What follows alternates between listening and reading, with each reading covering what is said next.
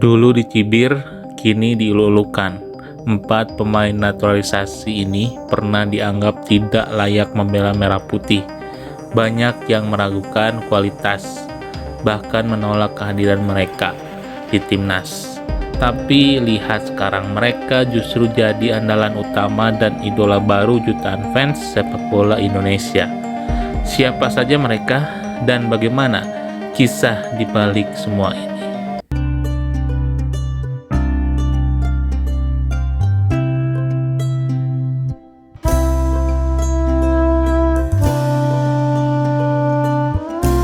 Jordi Ahmad. Saat pertama kali nama Jordi Ahmad muncul dalam daftar pemain naturalisasi, banyak yang nyinyir. Ngapain ambil pemain yang udah lewat masa emasnya? Kata sebagian orang. Mereka meragukan kontribusinya, menganggap dia cuman pemain buangan dari Eropa yang datang karena karirnya meredup. Tapi semua berubah ketika Jordi Ahmad mulai mengenakan jersey merah putih. Dengan tenang dan tegas, ia memimpin lini belakang timnas Indonesia. Pengalamannya di La Liga dan Eropa terlihat jelas dari caranya membaca permainan, mengatur tempo, dan mengayomi pemain muda di sekitarnya. Laga demi laga, kritik mulai berubah jadi pujian. Yang dulu mencibir, kini bersorak setiap kali ia memotong serangan lawan atau mengirim umpan matang dari belakang. Jordi tak cuma jadi bek tangguh, tapi juga simbol kebangkitan lini pertahanan Garuda.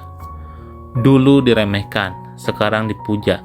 Jordi Ahmad membuktikan bahwa kualitas tak bisa disembunyikan dan cinta pada merah putih bisa datang dari mana aja. Joy Pelopessi. Nama Joy Pelopessi sempat membuat banyak orang mengerutkan dahi saat diumumkan akan dinaturalisasi.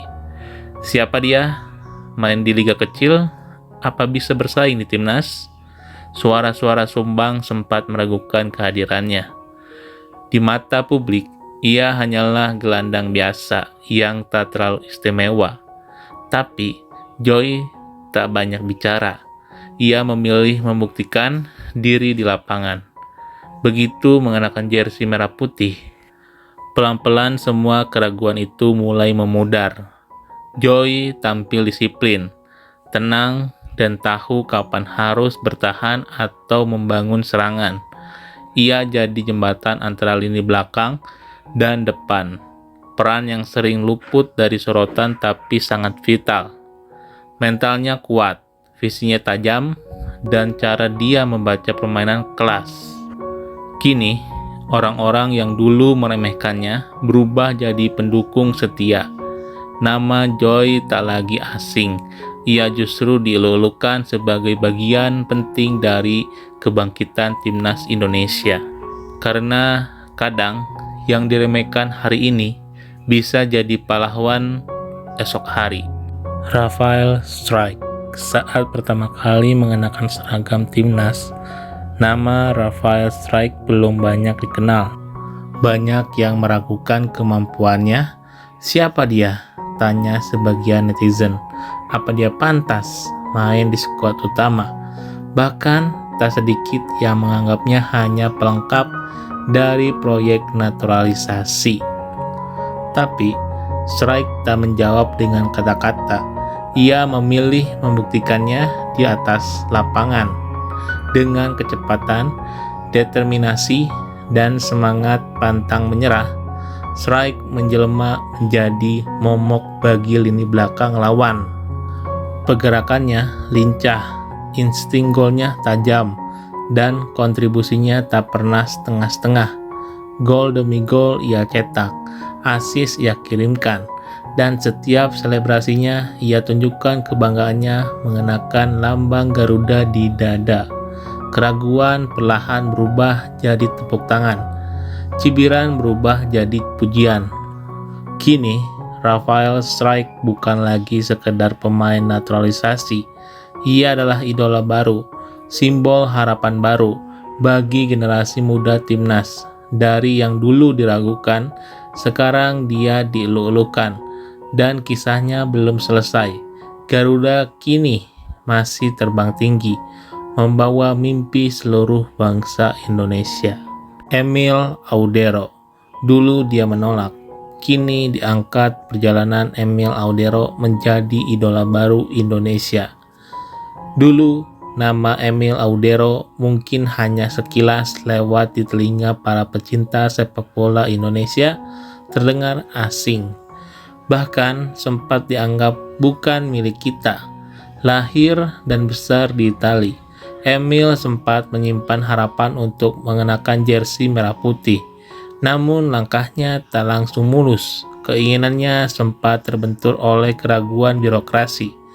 Dan pertanyaannya soal komitmennya pada tanah leluhur. Namun waktu membuktikan segalanya. Dengan tekad yang tak goyah dan hati yang tetap berpaut pada darah Indonesia dari sang ayah, Emil menepis segala keraguan. Ia terus berkembang di level tertinggi sepak bola Eropa, membela klub-klub besar Italia, hingga akhirnya datanglah momen itu. Panggilan resmi untuk memperkuat timnas Indonesia. Kini, setiap penyelamatan gemilang yang ia lakukan bukan hanya jadi sorotan dunia, tapi juga jadi kebanggaan tanah air. Dari yang dulu sempat dianggap orang luar, Emil telah menjelma menjadi simbol harapan baru di bawah mistar gawang.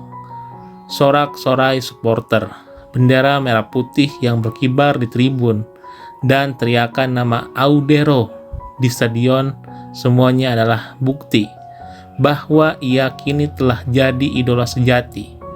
Kisah Emil Audero bukan sekedar tentang sepak bola. Ini adalah cerita tentang pulang, tentang membuktikan diri, dan tentang bagaimana mimpi yang sempat tertolak bisa tumbuh menjadi kebanggaan seluruh negeri.